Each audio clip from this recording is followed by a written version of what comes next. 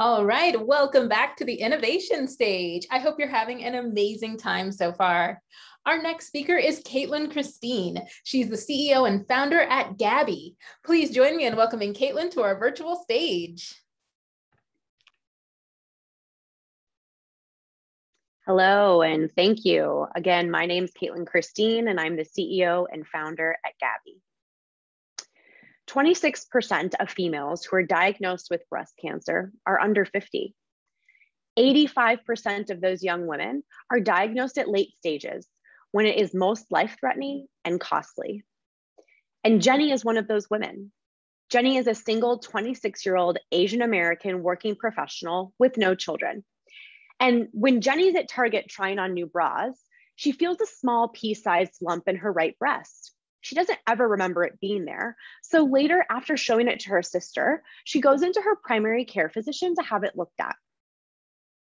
After a clinical breast exam, her physician tells her, "You most likely have dense breast tissue, and bumps like this can come and go with your cycle. You're so young, it's highly unlikely it's anything to be concerned about. Let's just watch it for the next 3 months or so. If it's still there, then come back in." So Jenny does just that. And about 4.5 months later, Jenny realizes the lump is still there. She goes back to her doctor, and after a breast ultrasound, a breast MRI, and eventually a breast biopsy, 7 months after the initial finding, Jenny is diagnosed with stage 4 breast cancer. Here is everything that the clinician knew about Jenny prior to her diagnosis.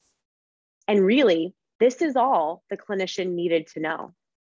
Had Jenny been using Gabbi, Gabbi would have found her 2 years prior at stage 1 breast cancer, just with this information.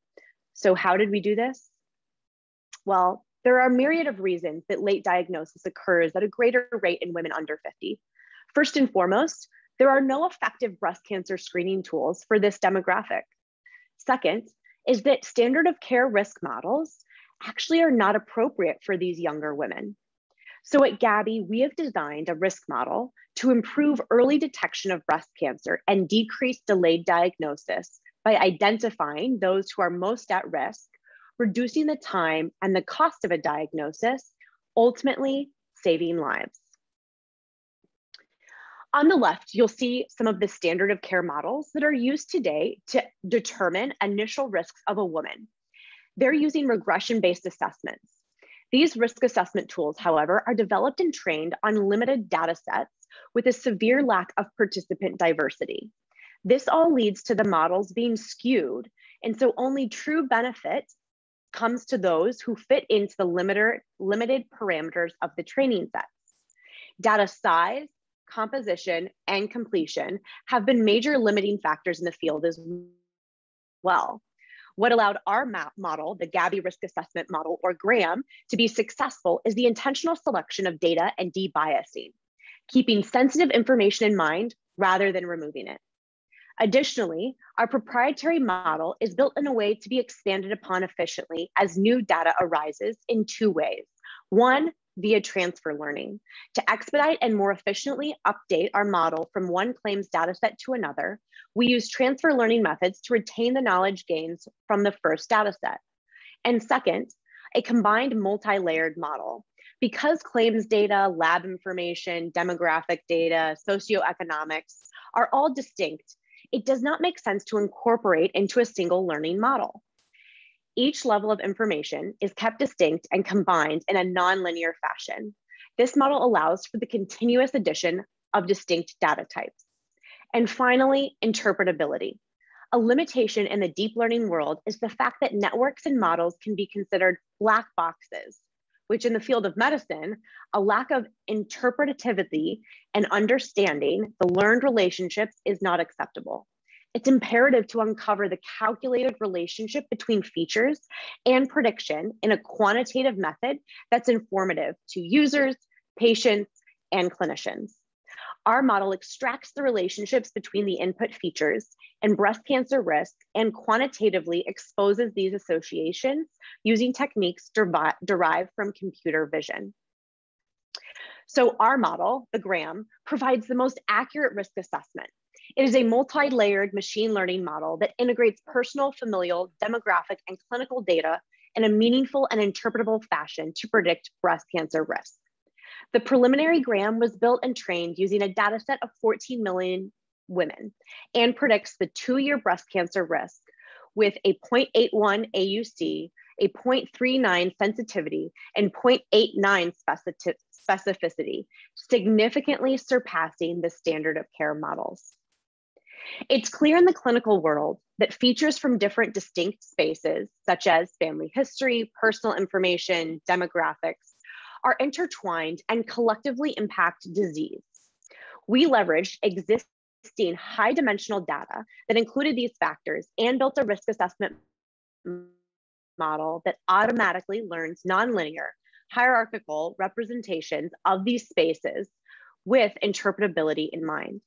In our proprietary model, these features are combined into more complex and informative features that calculate sensitive associations with each other and breast cancer risk, and provide quantitative values for the learned relationships. This combines biological, medical, and socio-related factors meaningfully and provides some understanding of how these combined and new features affect risk. So, in a partnership with a national health insurance company, we assessed a medical claims data set of 35 million that included multiple layers of information per member: claims information, labs information, pharmacy, personal, and familial information. This was narrowed to include only members that fit our criteria and the capabilities of our resources. This resulted in a data set of over 14 million, which was split into training and 2 validation data sets.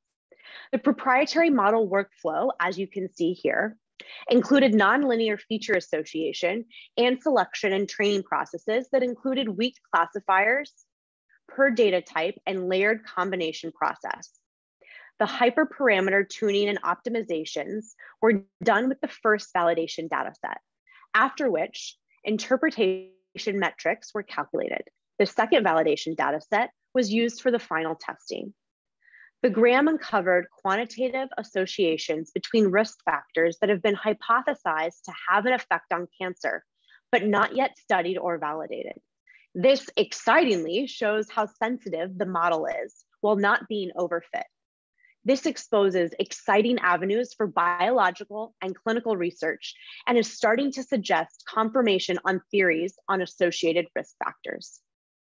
With an understanding of these factors and their association, our model can sensitively pick up risks and identify people like Jenny.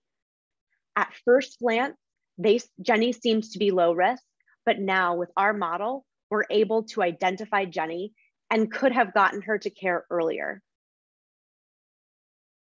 There's no reason with the technology we have today for a woman to be diagnosed with a late-stage breast cancer. And at Gabbi, we are on a mission to make sure that that becomes a reality. Thank you. Wow, Katlin, thank you so much for sharing this with us. This is so important, and we really appreciate you taking time to share these insights with us today. For the audience, oh yeah, go, thank you so much. For the audience, it's time for you to make your way to your next session. Along the way, make sure you accept your connection request and take some time to check out our amazing exhibits. Thanks so much, and we'll see you around.